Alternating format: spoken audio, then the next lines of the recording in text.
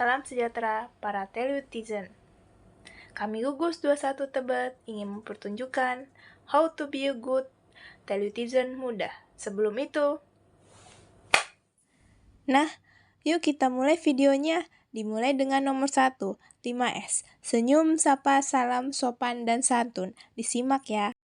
Berperilaku 5S, senyum, sapa, salam, sopan, dan santun. Dalam berkomunikasi, ada 5 hal penting yang perlu diperhatikan. Pertama, senyum tulus saat bertemu seseorang untuk menciptakan kesan positif. Kedua, sambut dengan salam sesuai waktu untuk menunjukkan perhatian dan profesionalisme. Ketiga, sapa dengan sopan, panggil bapak atau ibu, dan hafalkan nama mereka untuk menunjukkan perhatian lebih. Keempat, jaga tingkah laku baik, hindari kasar, dan patuhi etika. Yang terakhir, ucapkan terima kasih dengan sopan. Dampak berperilaku 5S adalah menciptakan lingkungan kampus yang harmonis dan memperkuat hubungan antara dosen, teman, ataupun karyawan kampus.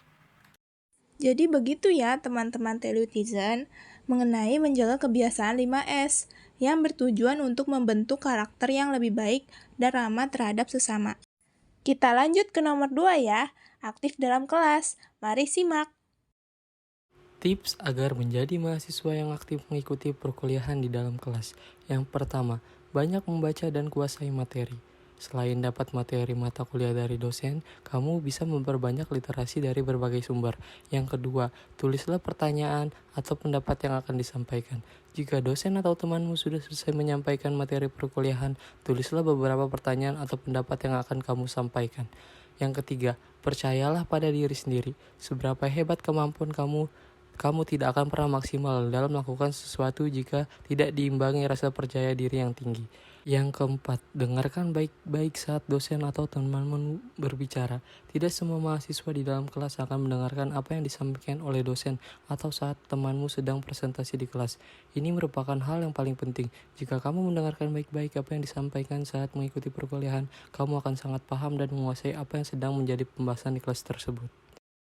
Seperti itu ya teman-teman telutizen, kita seharusnya aktif dalam kelas agar proses belajar dapat dipahami dan mencapai hasil belajar yang optimal. Lanjut nih ke nomor 3, menjaga kesehatan tubuh dan mental. Disimak ya telutizen. Menjaga kesehatan. Poin ke-1 adalah menjaga kesehatan fisik. Cara yang pertama, makan teratur. Memakan makanan sehat yang bervitamin dan bergizi dengan pola makan yang teratur 3 kali dalam sehari. Cara yang kedua adalah olahraga. Pastikan setiap hari menyempatkan waktu untuk olahraga. Meskipun itu hanyalah olahraga ringan, seperti stretching ataupun lari pagi. Dan yang terakhir adalah tidur yang cukup. Usahakan setiap mahasiswa tetap memiliki tidur yang cukup, setidaknya 7 jam dalam sehari.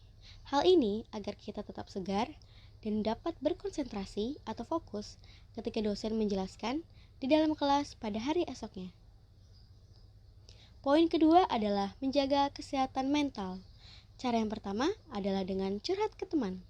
Saling berbagi kisah kepada teman untuk meringankan beban pikiran. Cara yang kedua adalah mendengarkan musik. Mendengarkan lagu-lagu dapat menenangkan pikiran dan menyenangkan perasaanmu, terutama jika kamu mendengarkan lagu-lagu favoritmu. Yang ketiga, lakukan hobi. Lakukan hobi yang membuatmu merasa senang, entah itu menyanyi ataupun menari.